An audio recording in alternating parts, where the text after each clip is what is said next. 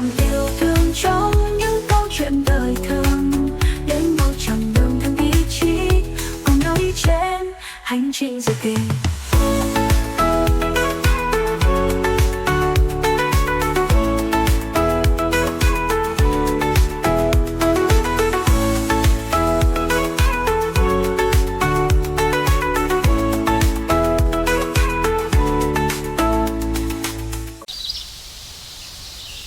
Người thầy đầu tiên. Ngày xưa, trong một căn nhà nhỏ ngoài quê, có một người mẹ vẫn kiên nhẫn kể chuyện Phật Pháp cho đứa con bé xíu của mình. Bà giản dị nói, con à, thương người khác cũng là đang thương chính mình. Hãy dùng tâm từ bi mà đối đãi. Từng trang sách mở ra như một bài học nhỏ.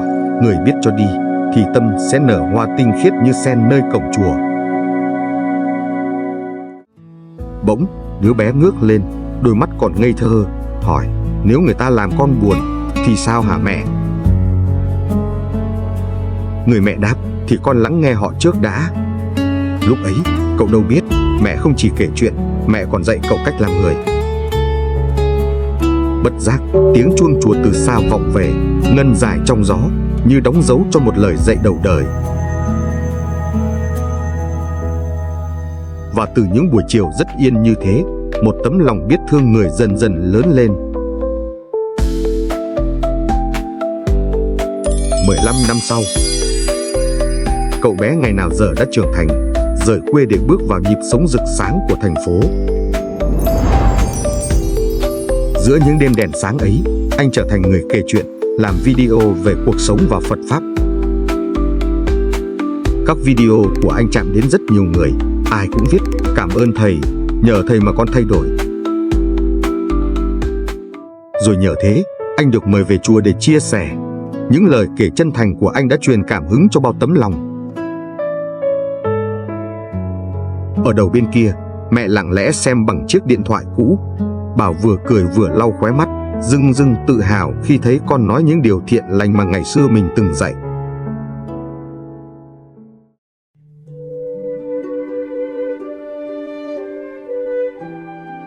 Một buổi tối, mẹ thử gọi. Giọng bà ngập ngừng mà đầy hy vọng. Con ơi, dạy mẹ dùng cái AI đó, để mẹ cũng học Phật Pháp với con nha. Nhưng anh đang bận dựng video, nên buột miệng. Mẹ ơi, chuyện đó con nói nhiều lần rồi, để sau nha. Mẹ chỉ cười hiền. Mẹ già nên chậm. Nụ cười đó nghe mà chạnh lòng. Thế là giữa lúc anh dạy hàng ngàn người lắng nghe, anh lại quên lắng nghe người đã dạy mình trước nhất. Khoảng cách bắt đầu từ những câu để mai rất nhỏ như vậy. Anh đâu hay, ở quê mẹ vẫn lặng lẽ ngóng trông con từ xa. Ở nhà, mẹ mở lại quyển truyện Phật Pháp cho thiếu nhi năm xưa. Trang đầu vẫn còn dòng chữ con viết, con yêu mẹ. Còn ở thành phố, anh chẳng để ý đến cuộc gọi của mẹ, chỉ mải mê thu âm, nói về lòng từ bi và cách giúp người khác bớt khổ. Điện thoại mẹ gọi đến, nhưng anh khựng lại rồi tắt máy, để lát gọi lại, mà cái lát ấy chẳng bao giờ tới. Giữa bộn bề lo toan, anh dần quên mất người thầy đầu tiên của mình. Hóa ra, giúp một người xa lạ thì dễ, còn kiên nhẫn với người thân mới là thử thách khó nhất. Câu chuyện tưởng sẽ trôi đi như vậy, cho đến một ngày.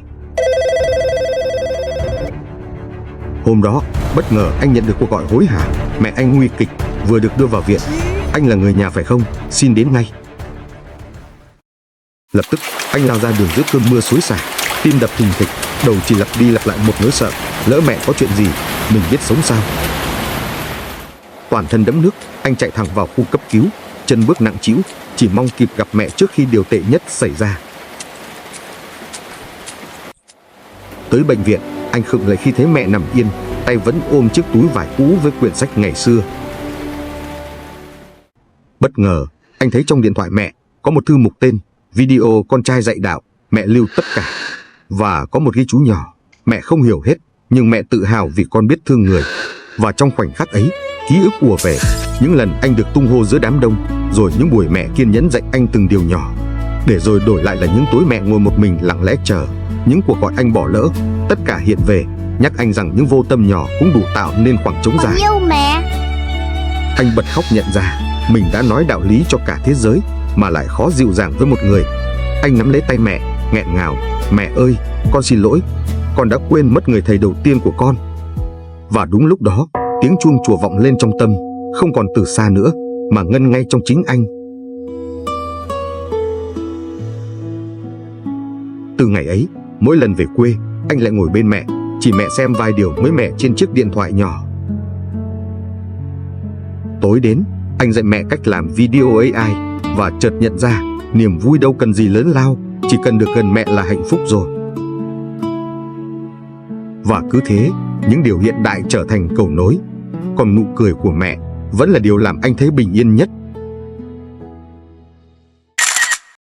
Rồi một ngày, anh quyết định quay video mới, lần này không phải để dạy ai mà để tặng mẹ.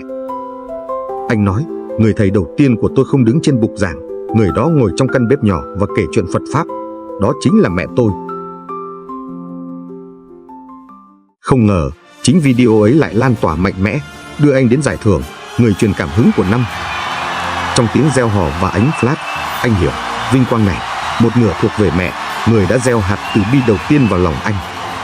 Giữa ánh sáng rực rỡ ấy, anh chỉ thầm nghĩ, giá như mẹ ở đây để thấy hạt nhỏ bà gieo ngày nào nay nở thành một trời hoa. Ở quê nhà, mẹ lặng lẽ xem lại khoảnh khắc ấy, nụ cười hiền nở ra như thể tất cả những năm tháng chờ đợi đều được đền đáp xứng đáng. Vậy nên, nếu bạn đang nghe câu chuyện này, hãy nhớ, người thầy đầu tiên của đời mình thật ra luôn ở rất gần. Họ dạy ta bằng cơm nóng, bằng những câu chuyện giản đơn, bằng những lần nhắc đi nhắc lại cho tới khi ta thuộc. Còn ta, lớn lên giữa đời, lại cứ thích nhớ những ân nghĩa thật lớn mà quên người dạy mình điều nhỏ. Nhưng Phật Pháp dạy rằng, hiếu với người sinh mình, ấy là gốc của mọi hạnh lành. Nhân ngày 20 tháng 11, ta tri ân thầy cô ngoài kia và xin cúi đầu trước người đã dạy ta tiếng ơi đầu đời. Bởi nếu không có người thầy đó, sẽ chẳng bao giờ có ai đủ trưởng thành để chia sẻ cùng mọi người hôm nay. Và nếu lỡ đã từng nói lời khó nghe với mẹ cha, thì gọi lại đi, vẫn còn kịp. Vì người thầy đầu tiên luôn chờ ta quay về. Cảm ơn bạn đã dành thời gian lắng nghe. Nhân ngày 20 tháng 11, chúc bạn luôn giữ được lòng biết ơn với những người đã dìu dắt mình trên đường đời.